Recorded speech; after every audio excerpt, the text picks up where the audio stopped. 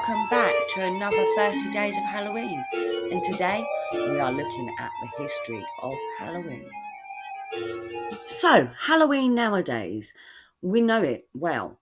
It's people dressing up in costumes, going around trick-or-treating. I've covered the history of that already. And it's pumpkins carved as scary faces or wonderful scenes. There's amazing pumpkin carving going on out there nowadays. It's people dressing up their houses, some even putting on elaborate light shows like this. But to find out what Halloween is really about, we need to turn back time. So let's start with the name, Halloween, or All Halloween, or All Hallows Eve. All Hallows Eve still exists today. Halloween is just an alternative name for it. In the 15th century, All Hallowtide existed, which was 3 days. All Hallows Eve, All Hallows Day, Hallow meaning holy, and All Souls Day. And groups of poor people often went round door to door, knocking, asking for soul cakes in exchange of praying for the dead. I've covered this in our history of trick-or-treating, but we need to go back a little bit further.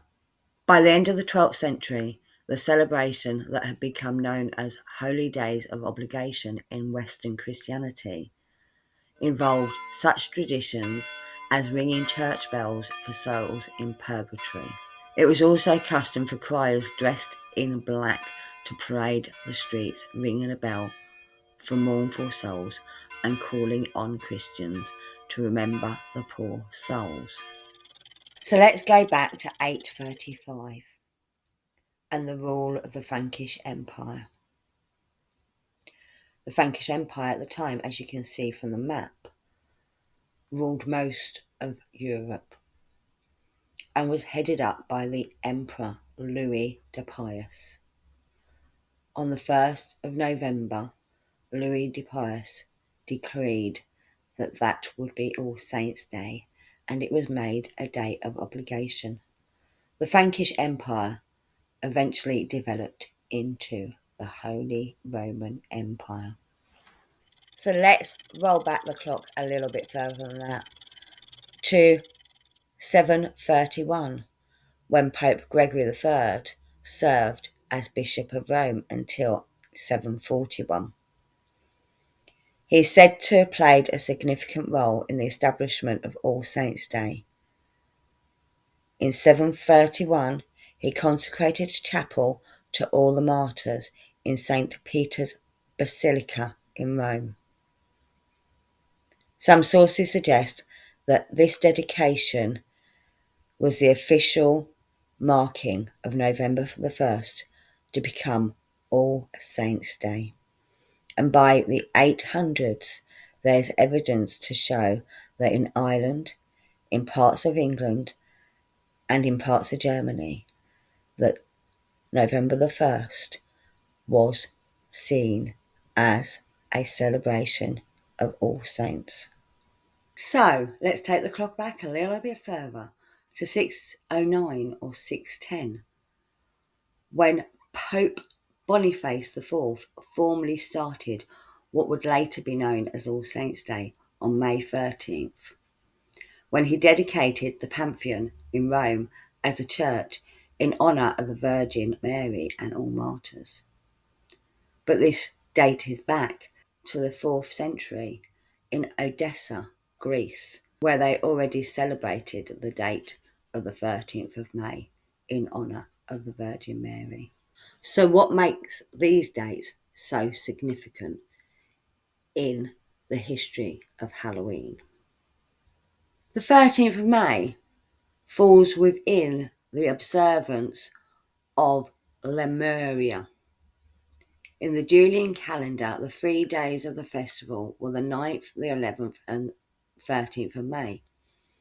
According to Ovid, a Roman poet who lived during the reign of Augustus, the householder, perhaps with others, walked barefoot through the house at midnight, He washed his hands in spring water, takes his thumb between the fingers of his hand to ward off any ghosts, then takes a mouthful of black beans and spits them out behind him or throws them behind himself over his shoulder for the hungry lemurs spirits to gather unseen. He chants, I send these, with these beans I redeem me and mine, 9 times. Then the rest of the household clashes bronze pots while repeating, Ghosts of my fathers and ancestors, be gone. The householder washes his hands in spring water 3 times. When he turns to see the results of the offering or exorcism, no lemurs are to be seen. So why move the date to the end of October, beginning November? Well, that's easy. See, at the time, while the Roman Empire was taking over the world, they had a few different people to compete with. They had the Celts and the Germanic tribes. The Germanic tribes included the Norse. And at the end of summer, which was the end of October, the Norse celebrated the winter nights. And part of the winter nights was a celebration of Dissablot. Blot meaning sacrificial holiday. Dissablot was held in honour of the female spirits and deities called the Dissa from prehistoric times until the Christianization of Scandinavia. Its purpose was to enhance the coming harvest. The Celts celebrated Samhain, meaning summer's end in Old Irish. Again, this was a festival celebrating the end of summer, the beginning of winter. It was a time where it was believed that the veil between the heavenly world or the spirit world was thin and we could communicate easier with those that had passed.